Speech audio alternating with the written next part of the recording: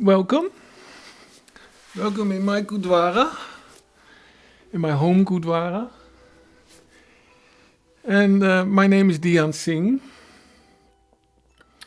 And I would like to answer some questions. I am a Kundalini Yoga and a Sadhana Rasayan teacher, and I'm a healer. And several people ask me some questions, and in this way I would like to answer them. So they ask me, what is the golden chain?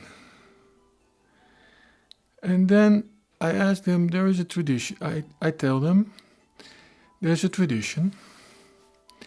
And in this tradition, there is a master, and he teaches the teachings, teaching a system, the teachings, and the students listen, and the student becomes master. And when the first master dies, the second master teach the teachings to the students, and there comes another teacher, there comes another master, and then and in the next generation there comes another master, and the next generation comes another master. So that's what we call the golden chain. And so in the tradition of Kundalini Yoga, there was a teacher and there was a master, and Yogi Bhajan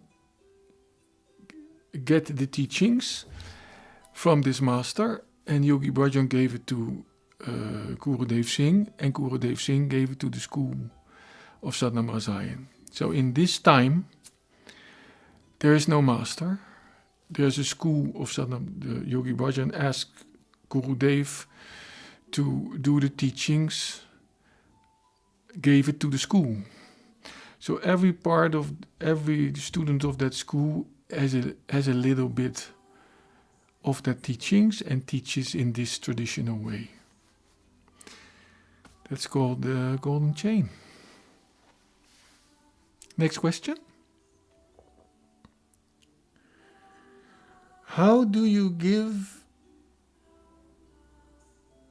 lessons in the traditional way? How do you do that? Well, first of all, I honor my teacher, my teachers.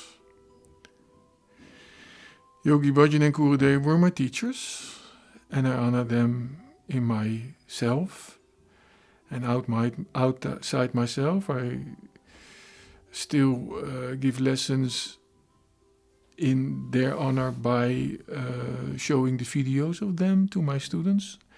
And I practice the meditations, what they gave me. Still I do that. That's my practice. So in that honor I teach. But the traditional way is something more. You teach the teachings in a way that you go into a silent place, and in that silent place you open your space, and then you become a neutral. You understand, you become neutral. In a neutral way you start to teach it. So it is not your way, it is not my way, it's not the way of Gurudev, it's not the way of Yogi Bhajan.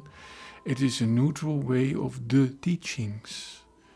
The teachings that were generations of generation there, and they start to develop in a devotional worship and in a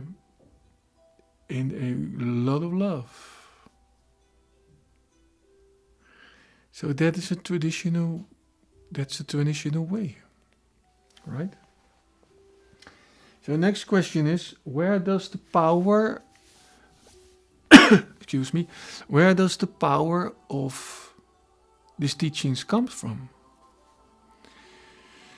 So to me, that's a difficult question to answer, because it comes from the teachings.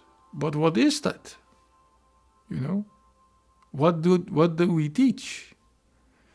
What is the traditional worship, devotional worship in these teachings?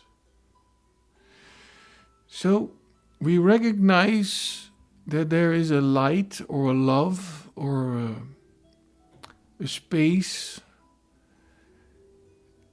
and we recognize it, and we recognize our soul, and we start to connect our soul to the big soul in this neutrality.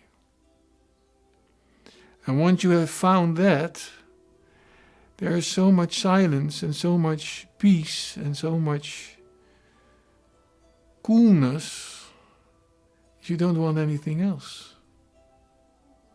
That's the teachings. That's the purpose of life, to connect your soul to the big soul.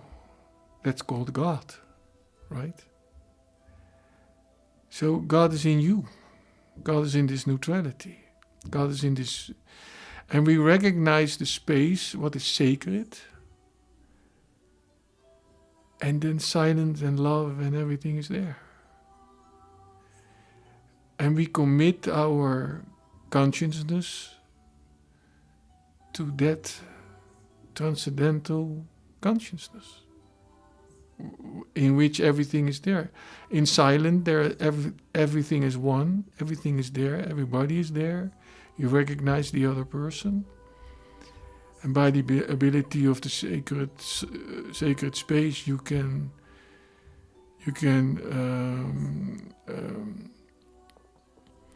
do something with the elements or with the prana, and then things start happening.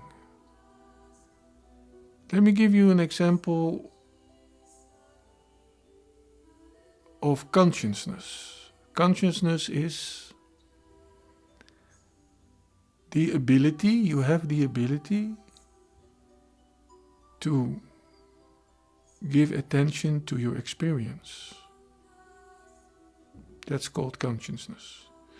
And the tendential consciousness is that everybody is there, everything is there, and it doesn't matter anymore. You're just there in this devotional love, and everything is there. The sea is there, the trees are there, the persons are there, everything is there. So when you have the ability to see your experience, let me give an example. You try to heal the skin of another person, and you connect yourself, you connect your consciousness to the sacred space. In your consciousness, there's a part, and that's called the sacred space. And you have this person with the skin, and you feel your resistance of that skin. Then you go to your sacred space, and you go to all your resistances and all your preconceptions and everything, and you allow that to happen, and then the skin of the resistance of the skin in you start to change. And when you